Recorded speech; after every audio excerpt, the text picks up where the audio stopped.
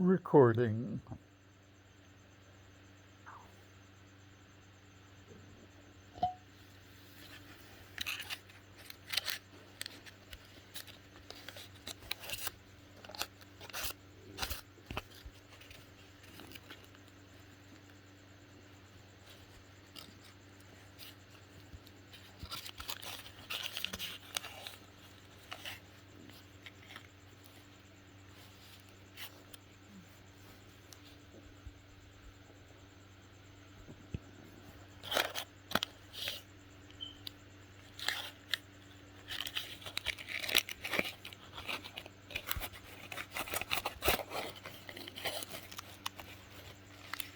I think that little dog hair may be a permanent feature.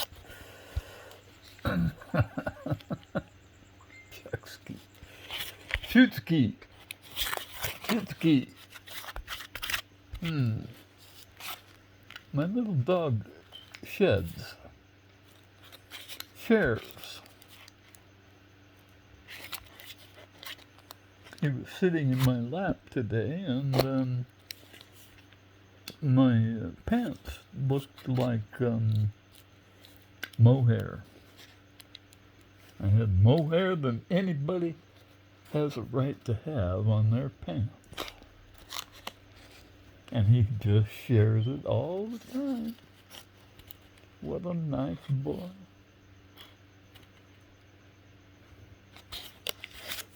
All right, that's nice.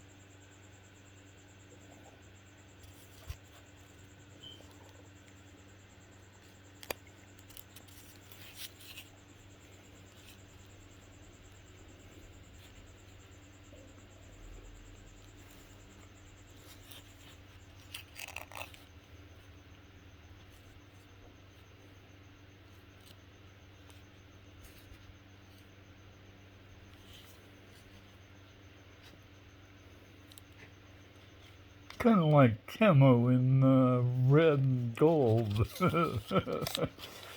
of like the opposite of trying not to be seen or something.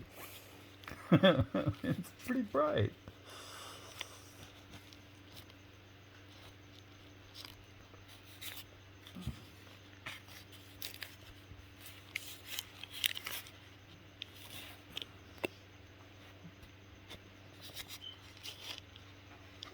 So people see my airplanes coming for sure.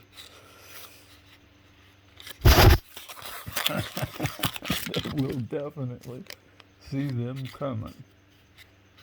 Look at that.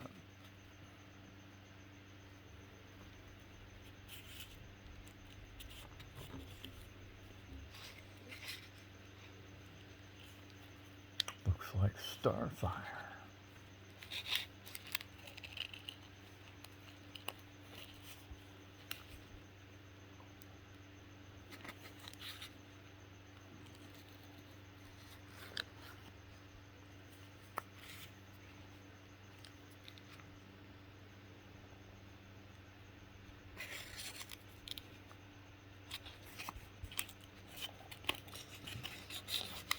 I think that's the last coat of paper and shellac. This is a new coffee filter on my parabolic dish, and I'm working on getting a smooth finish.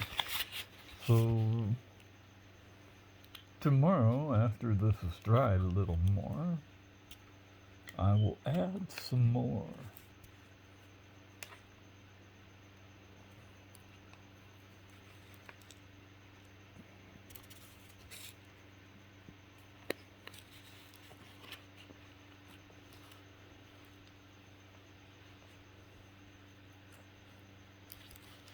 sort of without bubbles. Not really. They're kind of maybe a feature more than a problem.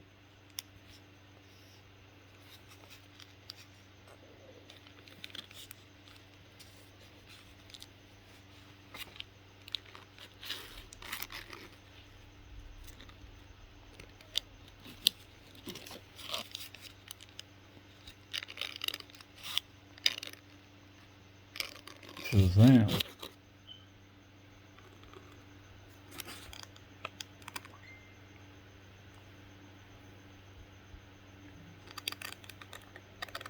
Gold, platinum, gold, platinum, gold, platinum. Even in my AuPt plastic. What do you know? Because it's held together with covalent bonds between the AU and the PT through the plastic.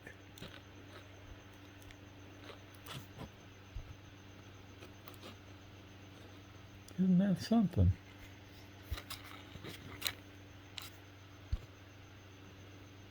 Because this is, I think, 5 coffee filters at this point in time. It's about 2 millimeters thick. Maybe not even that much. 1.5. And it'll get smaller, actually, as it dries.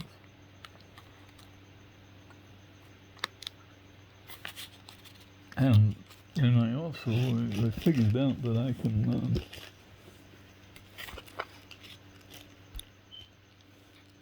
smoosh it down pretty good with this calcite sphere of mine, made out of calcite. And you know, in a kimberlite pipe, this is what turns into diamonds. They get smashed by an asteroid on the surface, right? It's already a solid rock. And calcite gets pretty big. Just depends on where the asteroid hits. And asteroids kind of don't pay attention to the geology of the land. They just kind of land wherever they're aimed at, I think. Because they fell on the Earth during the KT extinction event. And I think, I mean, it's been a thought of mine that maybe what was underneath those asteroids was actually cities. And those little tiny diamonds De Beers sells us at such fantastic prices. Fantastic the other way, not like good prices, like fantastic, like fuck. How can they charge that much for a rock, man? and what happened was a big rock came down and smashed cities into something about like that, about 3 millimeters thick. And the carbon-bearing elements, like this is calcium carbonate. Same stuff that shells are made out of, right? And the calcium reacts out real quick. The heat goes up and beyond a few hundred degrees, calcium is a vapor. It's not solid anymore, and can't be solid because there's too much heat, pressure. So it vaporizes. It comes back, but it's different stuff. Because the carbon is the first thing out of the melt. It's just physics. It's not like magic. Carbon has the highest melting point, so it's the first thing out of the melt, and diamonds form immediately, right away. That's it's the same way in every fault line in the world. And rivers and creeks and dry washes are fault lines. They are the cracks in the ground. And they go all the way to the molten mantle, semi-molten mantle, 55 kilometers deep, about 50 kilometers deeper than the deepest kimberlite pipe. And they come up riding in the molten rock.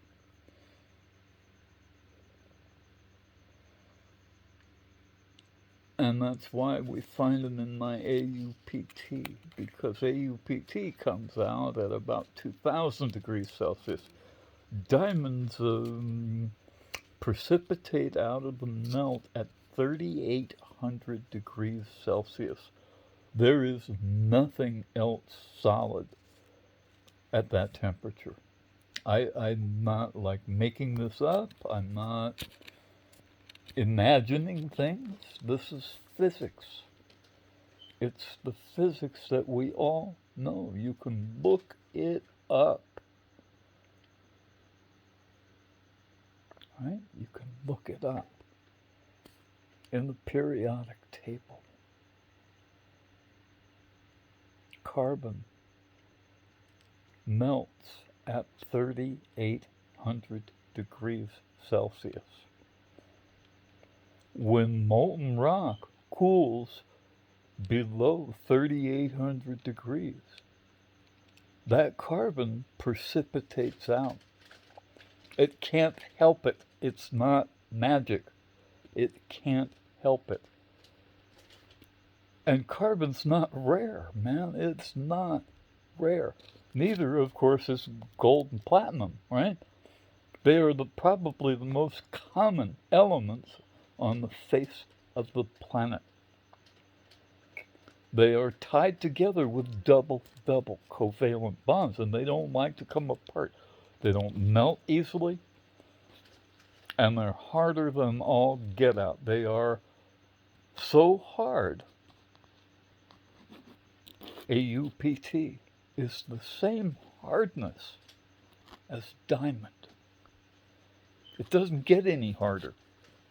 Our scale runs from 1 to 10. And in most people's scale, there's only 110. Diamond.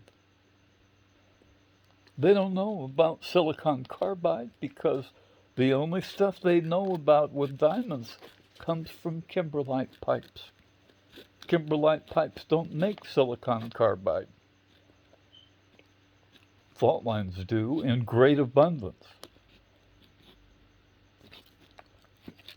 A lot of the yard gravel that I show people and take pictures of, beautiful stuff, that's what it is. It's silicon carbide. That's what the tool makers who lived here where I live before me used to make their arrowheads and spearheads with. Silicon carbide. It's as hard as diamonds. And it's big, really big. I mean, like bigger than buildings. Bigger than the Empire State Building. The mountains behind my house are 3,000 meters tall. 3,000 meters above sea level. And they keep going below sea level quite a ways. Kilometers deeper.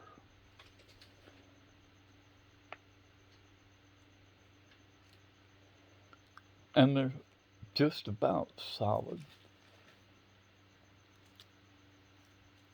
Silicon carbide or aluminum oxide. Same stuff that makes sapphires. and rubies.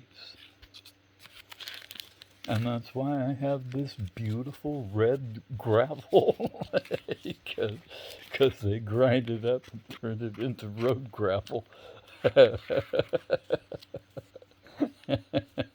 That's okay. The AuPt dust that I've been getting, they call it caliche clay.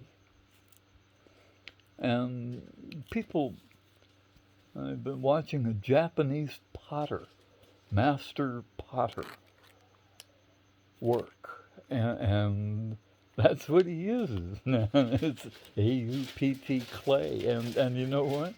AuPt clay is also a plastic. He's just using water. I happen to use Elmer's glue instead of water, but it's the same damn thing, man. It's the same thing. And I can pour mine into a mold. Pour it like like like water, like plastic. And it fills up the entire mold. You don't have to like squeeze it or anything. You might maybe shake it up a little bit to make sure the bubbles come out. See the bubbles? Bubbles are actually kind of cool with this stuff, you know, but not in clay things. And we could do that and make, say, engine blocks, right? Engine blocks or machine parts. Because I can bake this in an oven and it becomes truly a solid, semi-metallic solid that weighs a few grams. I can make turbine blades out of this stuff. Turbine blades that have a melting point of almost 2,000 degrees Celsius because of the AuPt in it. And a rigidity beyond metal because it's got double covalent bonds instead of just metallic bonds. Metallic bonds are just a single share with the atom next door. That's what allows those metals to bend and stretch, right? Because those bonds aren't very strong. They're not strong like a rock, like a diamond. Diamonds don't bend, that's for sure. But we can use them. These three things that I have, the silicon carbide and the diamond and the AuPt. Doesn't have to bend diamonds, you can make AuPt plastic and make everything that we currently make out of metal. And we can do it with the dust that lays on the side of the road. With Elmer's glue, man. And you know what? Anybody can do it. Really, truly, seriously, anybody can make it. If you can figure out how to cook a meal, you can figure out how to make AuPt plastic. And you can make it into any damn thing you want to. It's absolutely free. You won't waste it. If you don't like this one, you can throw it in the garden. Grind it up and throw it in the garden and it becomes compost. Because it's all organic. It's all, and I don't mean organic not grown with pesticides. I mean organic in that it is from a living thing. The paper's from wood. The shellac is the lignin and the cellulose of bamboo. Lignin is what makes it hard. Bamboo's the hardest wood in the world. And I use it in my plastic. And my plastic is going to be lighter than a cork. I can float this in water, oil. It's impervious to everything.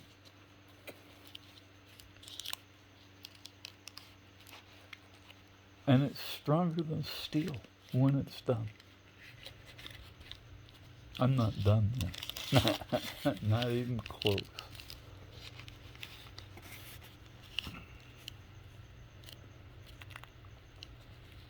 But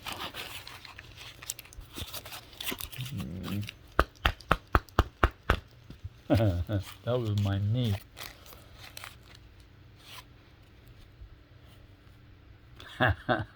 It's a pretty substantial piece of coffee filters these days.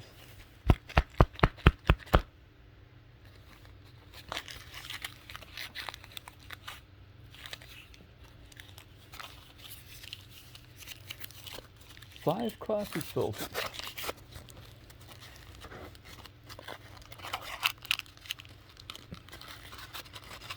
There's two of them. The last two.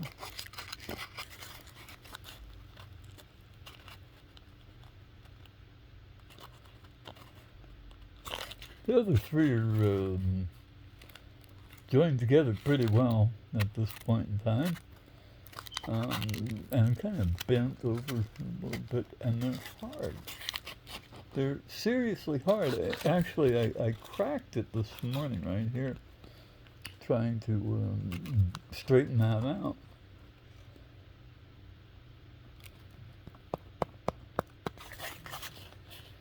Because I have not baked this. I have not baked it. I have ironed it once, and I've been using my little sphere of calcite on it. But I'm going to have some more layers of shellac on here, so that I have a parabolic dish. That's what I'm trying to make.